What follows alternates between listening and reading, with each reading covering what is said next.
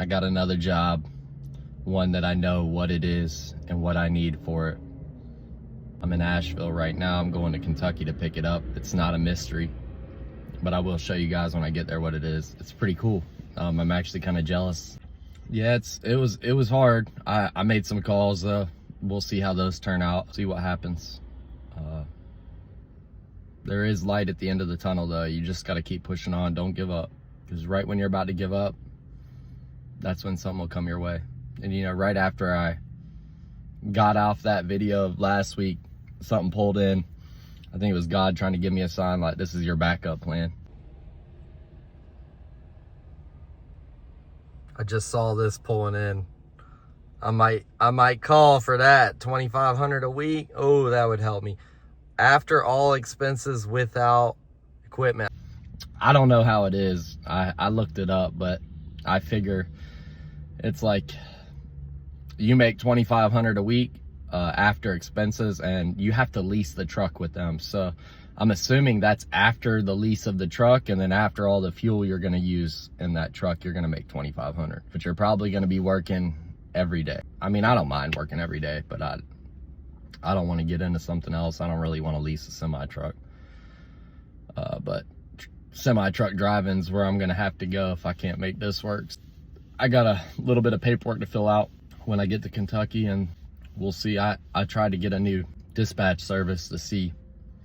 I called them and I told them, I said, hey, do y'all work with new MCs, and do you have brokers that work with new MCs? Because I need to know if I'm going to use you as my dispatch, because I have one and he can't get nothing, and he doesn't even know anybody. He doesn't know nothing. And he's Indian, and no offense to Indian people, but I think they're just trying to make a buck, and I don't know if he is trying to get me a good load or what. I don't know what's happening. He would say, hey, I got you a job. You want to book it? And I'm like, sure. And then he'd be like, okay, I'm going to call him.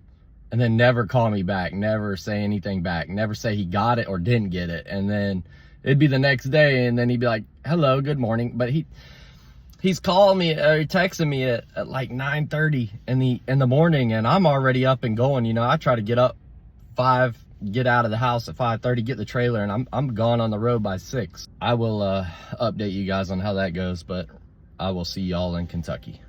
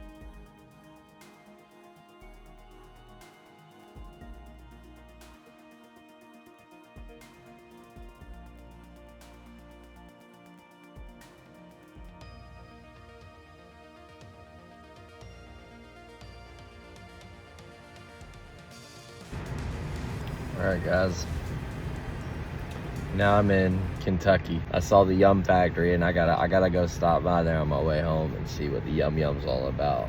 But it's gonna be a crazy night. See how it's sunny that way? But if you look that way, it's like they're talking about severe weather, tornadoes, hail, flooding. And you know what? Maybe that tornado will pick up my truck and then y'all see Tic-Tac-Toe and like Twisters 3, I'll be in it, you know, and I'll be flying through the tornado in my truck hauling freight. So keep an eye out for that one.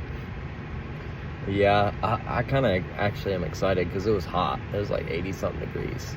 It did storm on the way up here and it dropped down to like 63 and it was real cool outside, and then it got back to being hot. All right, tomorrow I got about an hour of a drive to go pick this thing up.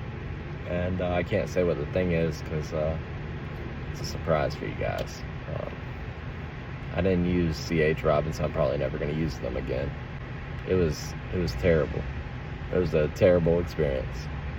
And I don't know, some people do it again, but I think I learned my lesson that time. So hopefully everything goes well. You know, I was trying to get back home tomorrow, but I don't know if I'm going to make it. Today I drove like 10 hours. I was pushing it real close to my clock, so I get scared when I'm getting that close. I'm probably gonna try to go see if I can go. There's a pizza place down the street. I'm gonna go walk to it and see if I can go get some pizza. And I'm gonna get me a cherry Coke. And I'm gonna live good tonight, that's for sure. I guess I will see you guys in the morning when I go pick it up. Y'all have a good night. All right, guys, I got to the load. I picked it up. Smooth sailing. It's pretty easy. I'm gonna show you guys what it looks like. We got us a 1950 Farmall, an M. This thing is a tank. I really wish I had a farm to use this for. That'd be really cool. Yeah, I got her all tied down, chained and binded. You know, they love to be chained up. They're dirty tractors, let me tell you. Yeah, I'm gonna do a real quick measurement and see how high I am, and then I'm gonna get on my way. So, got a long drive back.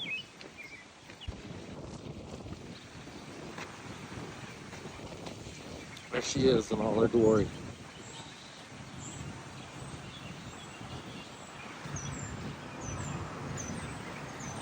Morning, everybody.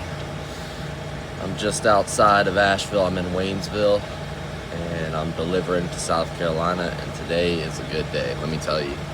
I got my coffee, I got my tractor, and it's payday. So let's get this thing there.